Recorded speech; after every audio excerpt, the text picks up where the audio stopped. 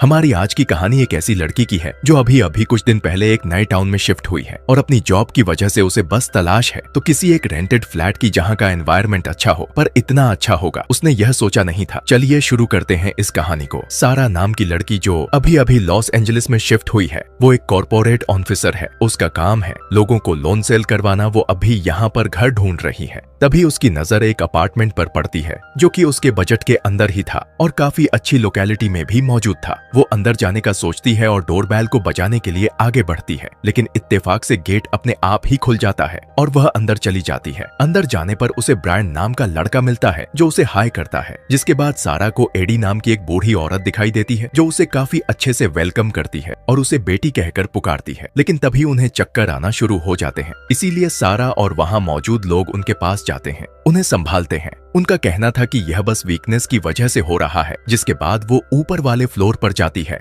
जहाँ के रूम्स को वो देखना शुरू कर देती है। लेकिन जब वह पहले कमरे में आ जाती है तो वहाँ पर उसे बहुत सारे लोग दिखाई देते हैं जो उसी की तरह थे, यहाँ पर रूम देखने के लिए आए थे। अब वो इतने लोगों को देखकर हैरान रह जाती है और सोचती है कि यह तो उसे ज्यादा ही पैसे दे रहे होंगे, इसीलिए बेहतर है कि मैं यहाँ से वापस चली जाऊं। लेकिन उसे जाते हुए देखकर जेरी नाम का मिडिल एज आदमी उसे रोक लेता है और कहता है कि आप भी फ्लैट देखने के लिए आई थी। तो सारा कहती है कि हाँ, लेकिन शायद अब मेरे लिए यहाँ पर जगह नहीं है। तो वो कहता है कि ऐसा कुछ नहीं है, अभी बहुत जगह बाकी है। जिसके बाद वो सारा को उसकी नीड पूछता है, उसे कैसा फ्लैट चाहिए। वो बताती है कि मुझे 1 रूम सेट चाहिए विथ अटैच बाथरूम। वो कहता है कि ठीक है, पर ये सिंपल सा फॉर्म आपको फिल करना होगा। अगर हमें लगेगा कि आप ठीक हो इस फ्लैट के लिए तो हम आपको कॉल करेंगे। वैसे भी आप दिक्कत मत लो, हमें आप जैसे लोगों की ही जरूरत है फ्लैट के रेंटल के लिए, क्योंकि यहाँ पर काफी बुरे बुरे लोग भी आते रहते हैं। यह बात सारा को थोड़ी अजीब लगती है, लेकिन वो इग्नोर कर देती है और स्माइल करते हुए उस फॉर्म को भर देती है। अब जेरी उसे आखिरी में बताता है कि इस अपार्टमेंट में किसी भी तरह का पेट अलाउ नहीं है, ज्यादातर लोगों को उनसे एलर्जी है। तो सारा कहती है कि उसके पास तो कोई पेट है ही नहीं। अब वापस आते हुए उसके दिमाग में बस यही चल रहा था कि कैसे भी करके उसे ये फ्लैट मिल जाए, क्योंकि यहाँ का एनवायरनमेंट और लोग बहुत ही ज्यादा फ्रेंडली थे। यहाँ सारा को हम उसके रिसेंट घर में देखते हैं जहाँ वो कॉल पर अपने डैड से बात कर रही होती है। इसी बीच हमें यह पता चलता है कि उसकी कुछ खास बनती नहीं है अपने घर वालों से और इसीलिए वो उनसे दूर रहने के लिए आई है। तभी हम एक और बात नोटिस करते हैं कि सारा के पास एक कैट है, यानी कि एक पेट है, और उसने जेरी से झूठ बोला। अब यह झूठ उसे कितना महंगा पड़ेगा ये तो हमें आगे ही पता लगेगा। अगले दिन हम उसे एक ऑफिस में देखते हैं जहां पर उसके पास जेरी का कॉल आता है जो कि उसे बताता है कि उसे 1 बेडरूम सेट मिल गया है, जिसे सुनकर वह बहुत खुश होती है और फौरन उसी दिन अपने सामानों को शिफ्ट करना शुरू कर देती है। और आखिर में जब वह चोरी चुपकी अपनी कैट को ले जा रही होती है तो उसे वहां दूर खड़ा एक आदमी स्टॉक कर रहा था, लेकिन जैसे ही वो उसे देख पाती वो वहां से चला जाता है। जिसके बाद उसकी मुलाकात ब्रायन से होती है जो उसे हेलो कहता है और बताता है कि आज रात में अपार्टमेंट में सभी लोगों ने बारबेक्यू पार्टी रखी है जिसमें कि तुम भी इनवाइटेड हो, इसीलिए जरूर आना। सारा मान जाती है और फिर ब्रायन वहां से चला जाता है। उसे उसका बिहेवियर बहुत पसंद आता है और वह कहीं ना कहीं हल्का फुल्का उसे लाइक भी करने लग गई थी। अब रात हो जाती है और सारा पार्टी में पहुंचती है। यहाँ पर एडी उसे सभी से मिलवा है, जिसमें एक लास्टर नाम का आदमी भी मौजूद था। वो भी उसे मिलता है, लेकिन वह बहुत ही ज्यादा स्ट्रेंज था और यह वही बंदा था जब सारा यहाँ पर आई थी तो उसे स्टॉक कर रहा था। वह सारा को एक बुक ऑफर करता है पढ़ने के लिए, लेकिन वो उसे लेने से मना कर देती है, इसीलिए वह चुपचाप वहाँ से चला जाता है। जिसके बाद ब्रायन आता है और उसे पार्टी में लेकर चला जाता है, लेकिन लास्टर अभी भी उसे ही देख रहा था। हम क्लोज से लास्टर को देख पाते हैं तो पता चलता है कि उसकी एक आंख नहीं है और उसका एक कान भी नहीं है। और ऐसा कैसा हुआ उसके साथ यह हमें कहानी में आगे पता चलेगा। इसके बाद अब सारा अपने रूम में आ जाती है सोने के लिए, लेकिन वह देखती है कि उसकी नींद की गोलियां खत्म हो चुकी हैं। उसे आज सोने में बहुत दिक्कत होती है। तभी उसे कुछ हलचल सुनाई देती है जो कि साइड वाले ब्रायन के फ्लैट से आ रही थी, पर वह इग्नोर करती है और सोने की कोशिश करती है। अगली सुबह वह सबसे पहले तो अपनी मेडिसिन ऑर्डर करती है।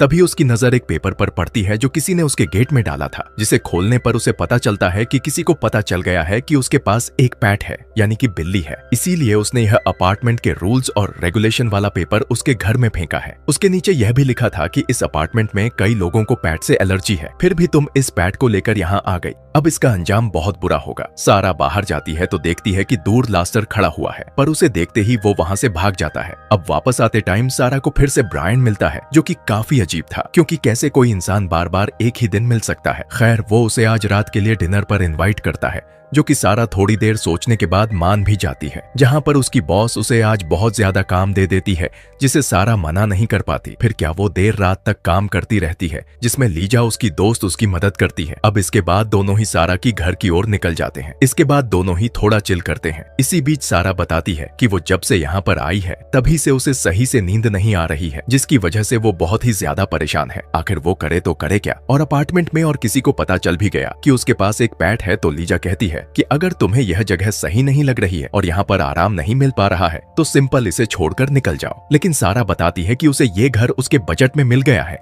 और यहाँ के लोग बहुत ही अच्छे, ऐसी जगह बार बार नहीं मिलती, इसीलिए वो थोड़ी दिन एडजस्ट करके देखती है, क्या पता धीरे धीरे सब ठीक हो जाए। अब लीजा के जाने के बाद वो सोने के लिए चली जाती है, लेकिन आधी रात उसे कुछ हलचल सुनाई देती है और इस बारी उसे कुछ बेग्ड होने की आवाज आ रही थी और स्मेल भी आती है। वो किचन में जाती है तो देखती है कि वहाँ पर ओवन ओनन है, लेकिन उसके अंदर जो चीज मौजूद थी उसे देखकर वो दंग रह जाती है। दरअसल किसी ने उसकी बिल्ली को जिंदा ही ओवन में डाल दिया था और ये स्मेल उसी की आ रही थी। अब वो उसके आगे कुछ और सोच पाती कि तब तक उसके पीछे से कोई अनजान आदमी आता है और उसे बेहोश कर देता है, फिर उसे घसीट कर कहीं ले जाने लगता है। जब सारा की आंख खुलती है तो वह खुद को एक चेयर से बंधा हुआ पाती है। उसके सामने कोई और नहीं बल्कि ब्रायन ही खड़ा हुआ था, जो कि उसे कहता है कि आज से तुम्हारे अच्छे दिन शुरू होने वाले। सारा को कुछ समझ नहीं आता, इसीलिए वह जैसे तैसे करके खुद को छुड़ाने की कोशिश करती है। उसे लगता है कि शायद वह साइको किस्म का आदमी है, इसीलिए यहाँ से भाग जाना ही बेहतर होगा। वो खुद को फ्री कर लेती है और बाहर भागने लगती है, जहाँ पर उसे एक बूढ़ी लेडी मिलती है, जिससे वो रोते हुए कहती है कि वह उसे मार रहा है। लेकिन वो लेडी बहुत ही अजीब सा रिएक्शन देती है और फिर उसके बाल को पकड़कर उसे जमीन पर गिरा देती है, यानी कि वो भी ब्रायन के साथ मिली हुई है। और तब तक वहाँ ब्रायन पहुंच जाता है और फिर उसे करंट देकर रूम में ले आता है, जहाँ पर हमें पता चलता है कि असल में इस पूरे गेम में यह सभी फ्लैट वाले मिले हुए हैं। पर यह गेम है क्या और यह सारा के साथ ऐसा क्यों कर रहे हैं, यह हमें कुछ ही देर में पता लगेगा। पर फिलहाल के लिए वो उसे फिर से बेहोश कर देते हैं ताकि वो अपने पेंडिंग कामों को पूरा कर सके। 2 दिन बाद जब सारा की आंख खुलती है तो इस बारी वह खुद को एक रूम में पाती है जिसकी खिड़कियों को ब्लॉक कर दिया गया था ताकि बाहर से कोई देख ना सके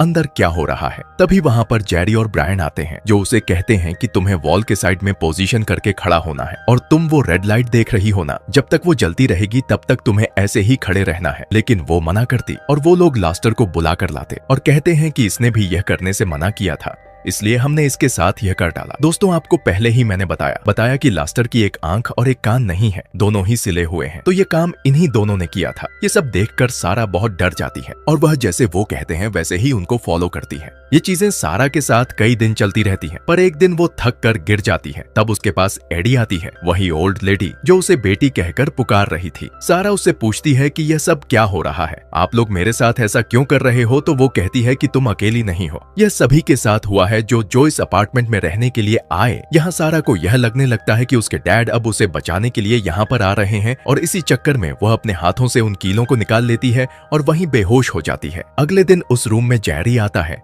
और उसे बधाई देते हैं, तुमने इस टेस्ट को पार कर लिया है। जिसके बाद वहाँ पर कई सारी औरतें आती हैं जो उसे साफ करती हैं और उसको मरहम पट्टी करती है। सारा सभी के हाथ पर देखती है कि वह कील का निशान है, यानी कि लेडी सही कह रही थी, सभी को यह टेस्ट पास करना ही पड़ता है। इसके कुछ दिन बाद उसे फिर से रूम में लाया जाता है, जहाँ पर उसे मॉनिटर करा जाता है। उसके सामने बैठे थे 2 इंसान। जेरी उसे बुक देते हुए कहते हैं कि सभी लोग इसे पढ़ते हैं और आज से तुम भी इसे पढ़ना शुरू कर दो। तुम्हें मैं यह भी बता दूं कि इस अपार्टमेंट के लोग एक कम्युनिटी को फॉलो करते हैं जिसके 4 अहम तथ्य हैं, जो कि है सेल्फलेस, अपोनेंस, एक्सेप्टेंस और लास्ट वन सिक्योरिटी। इन सभी के बारे में उस बुक में लिखा हुआ है।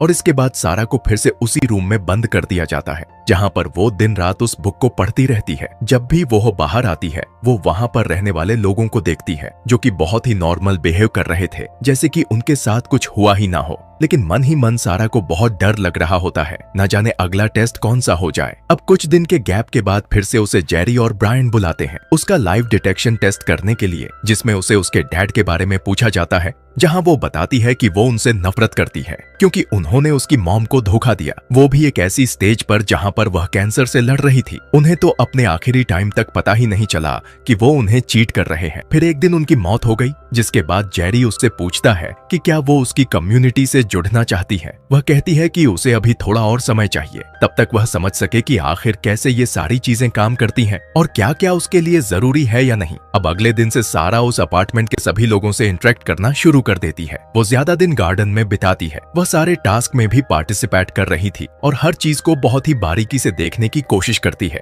जिसके बाद उसे फिर से बुलाया जाता है पूछने के लिए कि क्या वह कम्युनिटी में शामिल होगी, और इस बारी भी वो वही जवाब देती है कि उसे थोड़ा और समय चाहिए। तो फिर वो लोग उसे एक रूम में शिफ्ट कर देते हैं जहाँ पर उसके ऊपर हर वक्त नजर रखी जा रही थी, और ऐसा हर किसी के साथ होता है। अब कुछ दिन बाद वो ब्रायन के साथ अचानक से कंट्रोल रूम में पहुंच जाती है, जहां पर वह देखती है कि सभी के ऊपर कैमरे से नजर रखी जा रही है। तो वो ब्रायन से पूछती है कि ऐसा क्यों किया जा रहा है, वो यह सब किसके ओन ऑर्डर पर कर रहे हैं। लेकिन ब्रायन कहता है कि तुम अपने काम से काम रखो। तभी उसकी नजर लेडी के रूम पर पड़ती है, जिसमें हम देख पाते हैं कि वह चल नहीं पा रही है, इसीलिए वह उसके पास फौरन जाती है, उनकी मदद करती है। अब कुछ दिन बाद वहाँ पर बहुत सारे लोग आ जाते हैं जो उन्हें लास्ट गुड बाय कहते हैं। लेकिन सारा के दिमाग में था कि अभी तो बिल्कुल ठीक है, इनकी इतनी बुरी हालत भी नहीं है, तो फिर यह लोग लास्ट गुड बाय कैसे बोल रहे हैं। तो बेसिकली दोस्तों, इस कम्युनिटी में जब भी लोग बूढ़े हो जाते हैं तो उन्हें ऐसे ही मौत दे दी जाती है। वो खुद ऐसी मौत चुनते हैं। अब वो यह सोच ही रही होती कि तभी एक आदमी आता है कुछ पॉलीथीन बैग लेकर,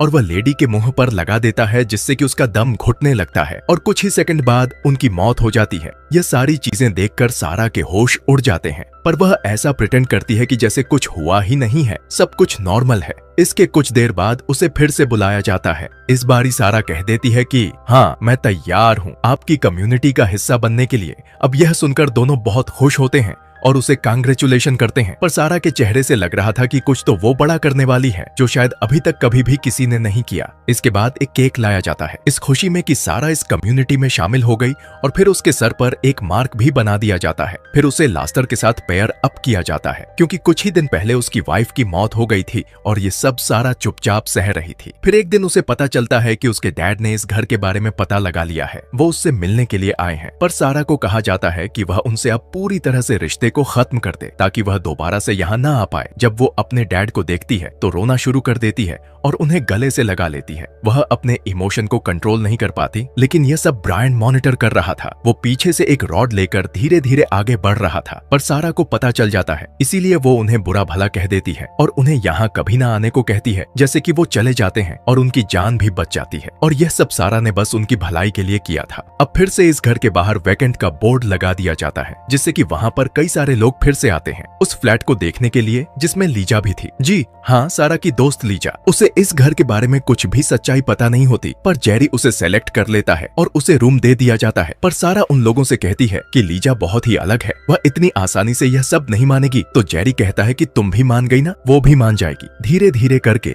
लीजा के साथ भी वही चीजें होना शुरू हो जाती हैं। लेकिन जब वो लोग उसके साथ वो कील वाला गेम शुरू करते हैं तो लीजा ब्रायन का कान काट लेती है और भागना शुरू कर देती है। तो ब्रायन सारा को बुलाता है और उससे कहता है कि तुम जाकर इसे मनाओ और इसे शामिल करो हमारी कम्युनिटी में। वो अंदर जाती है तो देखती है कि लीजा बहुत ही ज्यादा गुस्से में है। वो उसे सारी सच्चाई बताती है, लेकिन लीजा कहती है कि मेरा तुम्हारी तरह ब्रेन वॉश नहीं होंगे। तुम लोगों के साथ जो बुरा भला करते हो वह मैं नहीं करूंगी। ये बोलकर वो वहाँ से भागने लगती है, लेकिन सारा उसे रोकने की कोशिश करती है, लेकिन वह नहीं रुकती। तभी वहाँ पर जेरी आ जाता है तो उस पर एक स्क्रू ड्राइवर से वार कर देती है और गेट के बाहर आ जाती है। लेकिन इतने में जेरी उसे शूट कर देता है और वह वहीं मारी जाती है। अब यह देखकर सारा को बहुत ज्यादा गुस्सा आता है। वह पागल हो जाती है और वो जेरी की बंदूक छीनकर उसे ही गोली मार देती। तभी उसकी नजर उसके सर पर पड़ती है, जहाँ पर वही सेम मार्क था, यानी कि वो इस कम्युनिटी का हेड नहीं है। उसने ये सब की शुरुआत नहीं की है। अब सारा वहाँ से भागना शुरू कर देती है, लेकिन अलार्म बज गया था। सभी लोग बाहर आ गए थे। इसी में ब्रायन भी होता है। वो उसे यहाँ से जाने को मना करता है, लेकिन सारा ने तो यह सब जानबूझकर किया था ताकि वो सही समय का इंतजार कर सके, और अब वो समय आ गया है। तभी ब्रायन कहता है कि मैं तुम्हें बताता हूँ कि ये कम्युनिटी असल में जेरी ने नहीं, चार्ल्स नाम के आदमी ने शुरू करी थी और उसकी 30 साल पहले मौत हो चुकी है। उसने ही वो बुक भी लिखी है और इसी कम्युनिटी को हम लोग आगे बढ़ा रहे हैं। अब सारा को जानना था कि इसके पीछे कौन है